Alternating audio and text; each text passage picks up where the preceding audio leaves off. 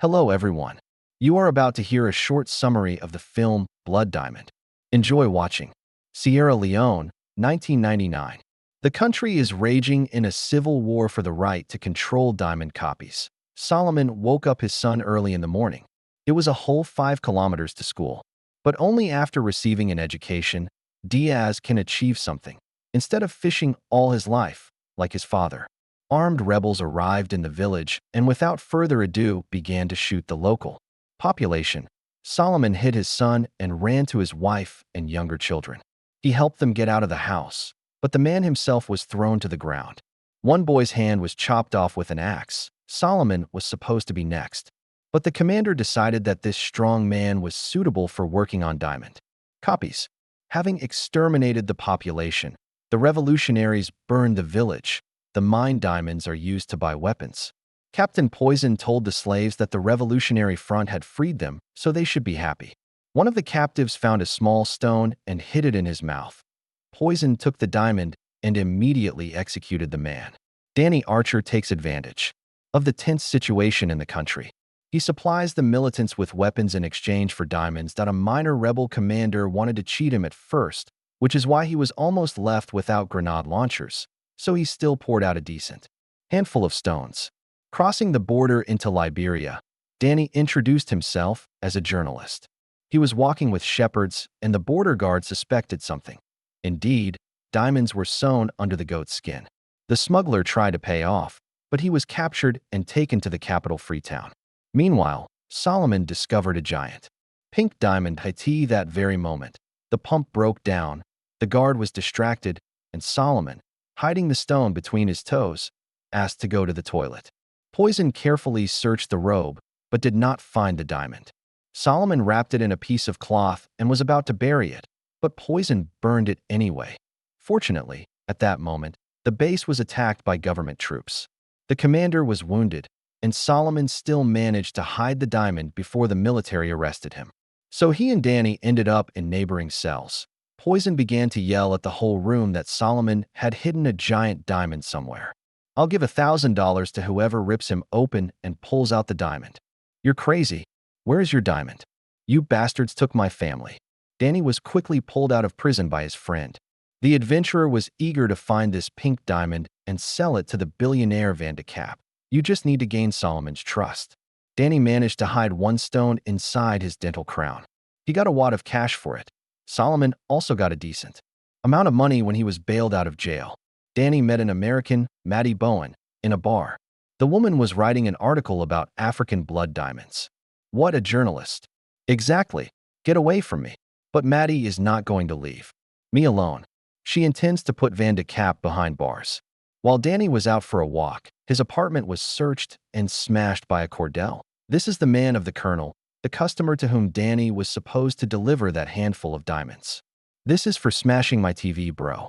The Colonel will get his money." Solomon hopes to find his loved ones among the refugees, but their names are not on the list. Alas, they are still in danger. The rebels threw Gia into a car and drove away to an unknown location. Danny flew to South Africa and met with the same colonel. He commands a private military company. The sly one sells weapons to the rebels and was hired by the government to suppress the rebellion. Danny served under the colonel, and now he is smuggling for him. The colonel already knows about the pink diamond. "You screwed up the deal and owe me money. You will give the stone to pay off the debt." Danny returned to Sierra Leone and found Solomon. However, the man does not want to make contact with him. The rebels began to brainwash the young captives and teach them how to handle weapons. "And you are not children anymore. You are men." Joe was given a Kalashnikov and ordered to shoot at the wall.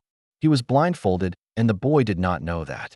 He had just killed AMAN.in the evening. Belason promoted him to captain. With the rebels, the boy can get everything he wants. The revolutionaries have approached the capital of the country. All foreigners were advised to leave Freetown. Solomon got a job at a hotel. This way he hopes to find a buyer for the diamond. Danny claims that only he can help the man find his family. For this, he will take half of the cost of the stone. At this moment, the rebels burst into the city and opened fire on the residents with machine guns. Our heroes ran between the cars, trying to save their lives. The thugs do not spare anyone. neither women nor children. From the other side of the street, government troops opened fire and mowed down those who had managed to escape before. The military themselves were shot with RPGs and machine guns. The survivors were put against the wall and executed. The rebels captured the capital and are now celebrating their victory among the corpses. The road from Freetown was guarded by 3 rebels. Danny outsmarted and eliminated them. Together with Solomon, they joined a huge column of refugees. The smuggler met with Maddie and asked her for help. In exchange, he would provide dirt on Van de Kaap. Moreover, he himself wants to help a local resident. Using her connections, the journalist found out that Solomon's family is now in Guinea. The trio flew to a giant refugee camp. Now it is home to more than 1 million people. The entire country has become homeless. Soon, Solomon's wife and children were brought to him. However, Joe was not with them. Thus, the man learned that his son was captured by the rebels. The military believes that there may be rebels hiding among the refugees. That's why they won't let anyone out until the end of the fighting. Now Solomon must fulfill his part of the deal and show where the diamond is buried. But they can only get further by pretending to be journalists. That means Denny will need Maddie's help. The man revealed a scheme for how stones get from Africa to Europe. He has a list of names and shield numbers. Denny is risking his life by sharing this information. He hopes to find the stone and get out of here forever. Denny pushed Solomon into a bus with reporters, but an ambush awaited them ahead. During the shootout, the Trinity got into a passenger car and continued driving under the protection of a military convoy. We are transported to the rebel base. Jia continues to brainwash the other children. They are all hooked on illegal substances to make them obedient zombies. Young militants shoot from machine guns and clear out entire villages. Soon the journalists were ambushed again. The jeep with the military was blown up and the bus was riddled with bullets. Danny barely managed to escape from an RPG. He had to drive across the field to escape pursuit. However, the militants did not lag behind and continued to fire at them. When the car crashed into the enemy, our heroes had to continue on foot. Ahead, they met aggressive commanders, a local militia that opposes both the rebels and the military. They are simply defending their homes. Fortunately, Maddie quickly found an approach to the militia. The trio was met by Benjamin Capano. They are trying to return to normal life children who had previously fallen into the clutches of the rebels. Benjamin personally knows many of the militants. Their local commander is still afraid that I will find him and hit him with a ruler. In the morning, the teacher drove the guests through the rebel territory. At the first checkpoint, they were stopped by 2 guys with Kalashnikovs.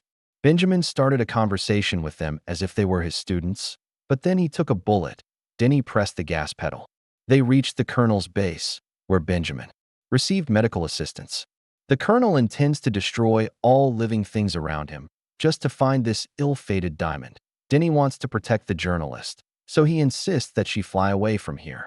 The woman distracted the guard and helped Denny steal supplies for the upcoming trip. He does not trust the colonel, so she and Solomon will act independently. Maddie said goodbye to the smuggler and headed for the plane. The partners ran into the forest. Now they have to make a serious forced march. 18 night, several cars with militants drove past them. Solomon thought he saw his son and called him. They immediately opened fire from dozens of guns. They had to flee again. Denny and Solomon hid under the branches so they wouldn't be noticed. In the morning, the angry smuggler threatened his companion that he would cut off his head if he set him up again. Soon they came to a village where almost all the inhabitants were killed. Only one old man remained. Solomon headed to the next village where the rebels were running amok. He still hoped to save his son. But this was contrary to Denny's plans. A fight broke out between them. Denny even took out a gun. Denny realized that Solomon would not back down. So they waited until dark and made their way into the rebel camp. There, Solomon never found his son. The partners finally reached the diamond mines. The stone was hidden behind the camp by the river. Denny contacted the colonel to send a helicopter here. While the helicopter distracted the rebels, they would get to the diamond. However, Solomon decided to do things his own way again. The man sneaked into the camp under cover of darkness. Danny followed him and took out the sentry. Solomon saw Jia playing cards with the other young killers and quietly called his son. However, The boy pushed his father away and said that he did not know him. "There is an enemy here," Dia shouted. Eventually, Solomon was captured and transferred to Commander Poison. He dug up everything here, but still couldn't find the diamond. If Solomon didn't give up the stone, the scumbag would find the remains of his family and kill them for a long time. A combat helicopter arrived just in time and started destroying the base. Some of the rebels were blown to pieces by missiles, others were riddled with bullets fired from a machine gun. The PMCs intended to kill absolutely everyone. Denny also joined the fight. Meanwhile, Solomon threw Poison's son and smashed his head with a shovel. Joe was horrified by what was happening. He was scared of Denny and started running away from him. The rebels hoped to escape in the jungle, but the military was already waiting for them there. A little more time passed, and the colonel completely captured the base. The man demands to see where the diamond is hidden. If Denny can't persuade his friend, they will get a bullet each. But Solomon refuses to cooperate. Then Denny brought Dia to the colonel. The African would do anything for him. Solomon had no choice and led a small detachment to the diamond. The man started digging and suddenly said that the stone was gone. Someone took it. The colonel took out his pistol. Solomon continued to slyly say that he buried it a little further. The soldiers were distracted, and then his comrades went on the attack. They shot the mercenaries, and Denny finished off the colonel in cold blood. Only then did he notice that he was seriously wounded. Suddenly, Jia pointed the pistol at Denny. The father turned to his son, and then the barrel turned in his direction. Solomon reminded the boy that he was a good student at school and loved to play football. His family was waiting for him. Jia lowered the pistol, and Solomon hugged his son. At that moment, the mercenaries opened fire on them. They had to run as fast as they could. The main thing was to get to the airfield. A plane would soon arrive for them. Denny took the diamond and called his accomplice. He demanded that they get rid of the fisherman and his son. Due to the loss of blood, Denny was very weak. Then Solomon carried him up the mountain on his shoulders. At some point, the smuggler realized that he was done for. He would not survive.